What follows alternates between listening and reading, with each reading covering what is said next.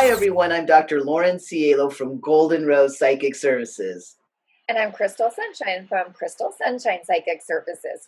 And this is the Metaphysical Q&A podcast, where we make metaphysics crystal clear and golden delicious.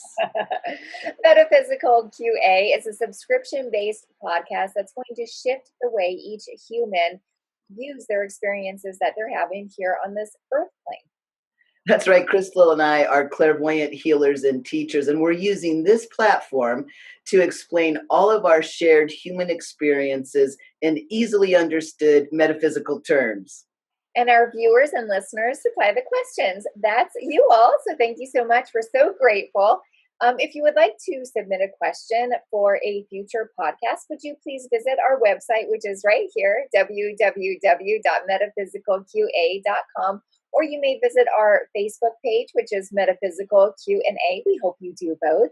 And if we use your question for a reading for one of our podcasts, one of us will offer you a free reading. Who doesn't want a free reading? I do.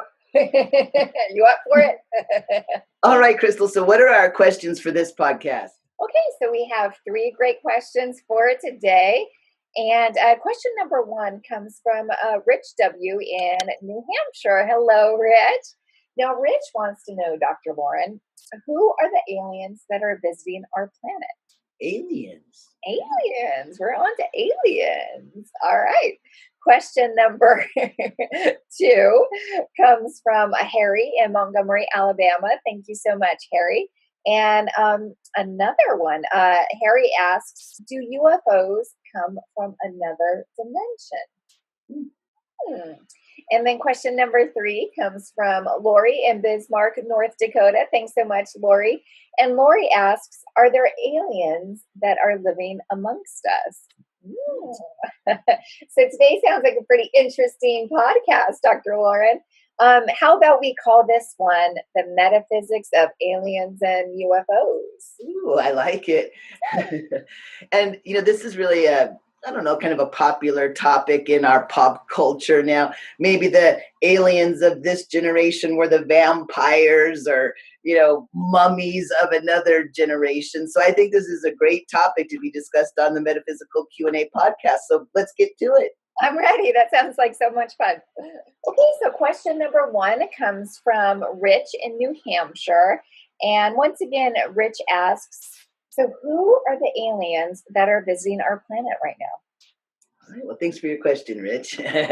Okay, so we're going to have to blow up really, really big to answer Rich's question. Who are the aliens visiting our planet? So we call our planet Earth, right? And metaphysicians, people in metaphysics, call this the Earth plane, this whole reality that we're in.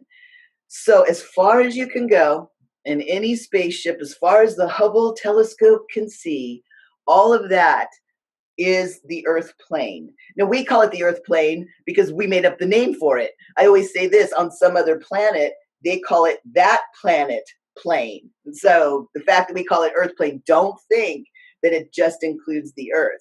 So really, technically, any other life form on any other planet in the whole Earth plane is part of the Earth plane, and by definition is not alien. Okay, so I'll tell you what aliens truly metaphysically are in this reality, and they're beings without bodies. So here on this world, there's beings with bodies like me and Crystal and all of you, and then there's beings that visit this reality, alien visitors that don't have bodies. So there's all different kinds. One of the kind of the fun ones, and some of them actually superimpose over this reality, and that's why we might call them Murians. They actually reside here, but they're in a different phase, but here on Earth. But I would assume that there's tons of life in this Earth plane. I really do believe there is, in different times and places. But the aliens, the true metaphysical aliens that are here now, do not have bodies. They're, spirit guides, angels, Lemurians, like I mentioned before. So I hope that answers your question, Rich. And I bet Crystal's peeking at something. Crystal? I am. Rich, I had one idea of what I was going to take a peek at, but then your higher self just completely redirected me. So I love it. And so really, I'm just here communing with your higher self. So Rich, what your higher self wanted to talk about, and your higher self is the soul aspect of you. And so that's what I was taking a peek at, is you wanted to talk to me about how you visit with aliens here on this earth plane. And yes, you are visiting with them. And yes, you are communing with them. And what you showed me is it looks like you have a really in tuned meditation practice, whether you're aware of it or not, because what your higher self showed me is actually so beautiful, is actually going into, it's almost like you're in lotus position. That's how you're meditating. So I bet that's how you like to do that in your meditation practice. And your arms weren't necessarily in any position. They were more so just palms up on your lap. It didn't seem to be like that's really what you wanted to talk about. But the moment that your higher self goes into this meditation phase, it was so beautiful. It was like you were in this room, then all of a sudden you just allowed yourself to be out with nature. So it's like when you go inward into meditation, you go out with nature and you really open yourself up. Now, the interesting thing on how you communicate with aliens is that I bet you have that ringing in your ear where all of a sudden you notice like there's a change of frequency. And I know that you're aware of it because that's what you're wanting to talk about. And so it's that change of frequency in your ear. All of a sudden that happens when you're in meditation. And bear with me here, for some reason that vibration of that different frequency that's happening in your ear actually opens you up, and it almost as if you're able to, like, I don't want to necessarily say time travel, as opposed to like almost like your body traveling, like almost like you are able to dial in, is what your higher self says. It's like you're dialing in almost on a radio. So you're able to like dial in. That's what it is, dial in. And you actually are communing with aliens at that moment. And of course, like Dr. Lauren had mentioned, like Lemurians, there's all these different, other vibrational, dimensional like beings that are out there, and you're communicating with them. I see that this is something that you, I don't think that you're aware of, that that's who is communicating to you. But now that you do know that you essentially like dial in, now that you could kind of maybe start to ask them, what dimension are you from, or who are you? So I hope that helps, Rich. All right, we're up to question number 2. Now this one comes from Harry. Now Harry wants to know, do UFOs come from another dimension? Oh, thanks, Harry, for your question. Okay, well, I think the key word there is dimension. So let's definitely talk about what a dimension is. Now, we've spoken about before how there's 12 layers of the astral plane. So really what a dimension is, so there's 12 levels of the astral plane, and each one, essentially, 1 through 12, is its own dimension, right? And so here on Earth, the dimension that we're living at, the replica that we're living in, is actually the levels of 3, 4. So we're in the dimension of 3, 4, or another way that you could say it is where it's a complete replica of the dimension of the astral planes level 3 and 4. You see, so there's the levels 3 and 4 on the astral plane. What Earth is essentially, it's just a video game, right? It's just a series of pictures.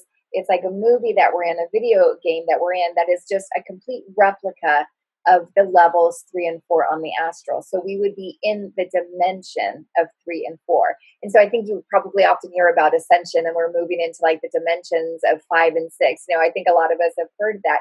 Really what that is would be, we would be moving into the levels 5 and 6 on the astral plane. So the key being, do UFOs come from another dimension?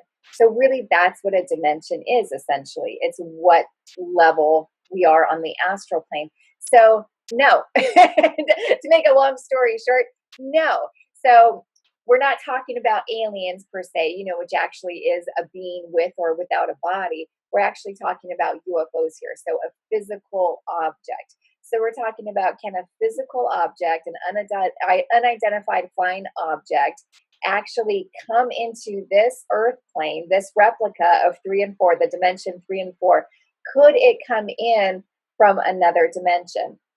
And no, because we wouldn't be able to see them, you see. And so really it's like, let's talk about it. So Earth is a video game, right? It's just a video game of levels 3 and 4 on the astral. So if you're playing one video game and your friend's playing another video game over there, well, the characters don't intermix, right? Like that character on that video game doesn't hop over to your video game, does it? It's the exact same thing. So hopefully that analogy helps you. So it's like, we are just all in this one video game. So it has to be the same characters. So it's the same dimension. And really that's just the same vibration. So everything that we are physically seeing here on Earth, we're physically seeing with our own eyes, it's because we're all part of the same dimension. Now there's a whole nother topic, and I think we'll get more involved within our questions where yes, there's other dimensions that exist out there, of course. And yes, there's other beings with bodies and without bodies that are in these other dimensions. But the communication would be where we would not be able to physically see them. Just like question number 1, we might be able to perhaps channel them. We may be able to, clairaudiently communicate with them in that form of sense, but we wouldn't be able to physically see them because we're part of another dimension. So that video game character can't hop on over to this video game character. So I hope that answers your question, Harry. Dr. Lauren? So, Harry, I was going to ask your higher self to talk a little bit about UFOs, and let's see what your higher self has to say. I kind of figured it would be a past life. Whatever the UFOs that you were seeing in this past life, there was a whole bunch of you that would come to witness these things. And I think you kind of thought of them as, I almost want to say deities. You almost look Egyptian to me. And you would go up to this, like a hilltop or something like that and watch these lights in the sky. Now, let me see what like I said, you guys thought they were deities, but not like a god, not like, I guess, the pharaoh. They were lesser than that. But let me see what you guys thought about them. Oh, this is interesting. All of you that were in that life are the subset of people who see UFOs now. So I wonder if it has something to do more about you and the people that, that you were incarnating with. There might be a difference between people like me, who hasn't seen a metallic spaceship in the air, versus someone like you, if you have. Because again, it seems to be something like they're attracted to you. I guess that might be it. I do know, of course, and you've probably seen on television, where some psychics attract the dead. They're always reading people's dead that have passed over. Well, just the way the dead are attracted to those psychics, these metallic things that that are seen in the sky are somehow attracted to you, or you are attracted to them. So I would think if you haven't seen a UFO yet, you might want to get on a hilltop. Maybe bring your friends. Maybe those were the past life Egyptians. Go up and watch for UFOs and get back to us and let us know what you find. Definitely. I can't wait. All right, Crystal, are you ready for question number 3? I am. Let's get it. Okay, so we're down to question number 3 already. And this one comes from Lori in Bismarck, North Dakota. Thanks so much, Lori. Now, Dr. Lauren, Lori would really like to know, are there aliens that are living amongst us? Aliens living amongst us. Thank you, Lori. Well, if we go back to the first question, we talk about aliens really being outside of the big bubble that our whole universe is in, all the planets, right? So if we're talking about something from out there coming in here, that we said really the only thing that could make it are beings without bodies. Okay, so there are very close to aliens living among us. And I come from high tech. You guys probably know that.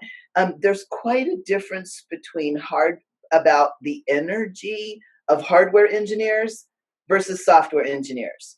A lot of times, software engineers are more creative. They think in a different way. They a lot of times, you know, they have concepts that they're trying to bring down onto earth, might be a way to say it.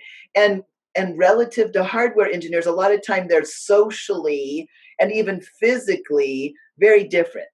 So when I first started looking at this idea of aliens, Ankiyaya brought to my attention some of those software engineers that I used to work with. Now I'll give you the typical rundown. I'm sure it'll ring a bell. Big horned rimmed glasses, maybe with a band-aid on them, pocket protector with pins, pants too high, and socks showing, right? So put that image, a typical nerd, right? Well, what he told me is, and any, think of it, any, I'm going to say reasonable person could look at themselves in the mirror and go, gosh, I look kind of different than other people. Maybe I should drop my pants 2 inches and maybe take that pocket protector out of my pocket. Just about anybody would have that awareness except these guys. And I'll tell you why. Because they're alien. This is the first time that their soul has incarnated in this reality. So to get into a Homo sapien is kind of like, how do I make this thing work? So I would say, and also the reason that they're coming in now and they're in tech is because they were waiting for E equals MC squared. They were waiting for the integrated circuit in the CPUs, right? Now, as soon as any fake reality starts to get that tech, you can bet these souls that are incarnating as our nerdy software engineers are going to go running over to that reality as soon as they can to be right in on the ground level of all the technological advances. So if someone were to ask me to name an alien that is living among us, Crystal, I hate to say it, but I think it would be the software engineers. No, I love it. And I love that it makes sense to me. It absolutely makes sense to me. Because quite honestly, I used to fly a lot of software engineers in my private aviation career. And quite honestly, it's like that you do almost speak a different language because it's like, and they almost kind of, normal human etiquette just sort of surpasses them, right? So, and not all. I mean, we love our techies. So, yeah, I love that. Okay, so Lori, I bet you can guess what I was doing. Of course, I was taking a peek at you. And what I wanted to take a peek at was the first time your soul actually incarnated as a Homo sapien. So are you ready for this? I know I got chills with that. So Lori, okay, now first off, you're a very, very old soul, but you actually incarnated at almost the beginning of time. So you've been here on Earth. You probably feel very grounded into Earth. And so that's probably why you asked this question, because you're like, hey, who are these foreign people around me? Like, I am earthbound. So, and what you showed me was the very first time that you actually incarnated into a human body, you would come from, it was almost as if you were a winged being, like your soul before really resonated with, like, you were above and you were flying, almost like, I don't really feel that it was of this dimension by any means. Like you were definitely somewhere not Earth and not of this vibration. It was definitely different, and it was your time to really experience what this Earth plane experiment that we have going on here. Your soul decided to do that. So that's what you were before, and what you most often incarnated into, some sort of winged being before that wasn't Earth plane. So then when you finally chose to take a Homo sapien body, it was really when man started walking erect. That's when you decided to come in. Like, that's the timeline you showed me. You were like, okay, we are here, we are erect. This is the very beginning of the Homo sapien, right? We're walking erect. That's when you came in. And the really cool thing that you showed me, Lori, is all of a sudden, like, when you entered into that body, an erect Homo sapien, where we're walking on two legs and our back is actually getting to a straight position, you felt bionic. Like the way that you showed me, you were like picking up like your foot and you're like, oh my gosh, like that's what a foot feels like. Oh my gosh. And then actually jumping into big distances. And it's like, oh my gosh, like I feel so heavy. And you physically felt heavy because you used to be some sort of winged being. So you were like acclimating to even having feet so much, where it's like you didn't have like momentum of wings. And so you showed me you were like jumping and you're like, whoa, okay, this is different. And then you showed me that you're like, I'm just going to run. And that's when you really felt like bionic. You're like, whoa, like this is what the body can do.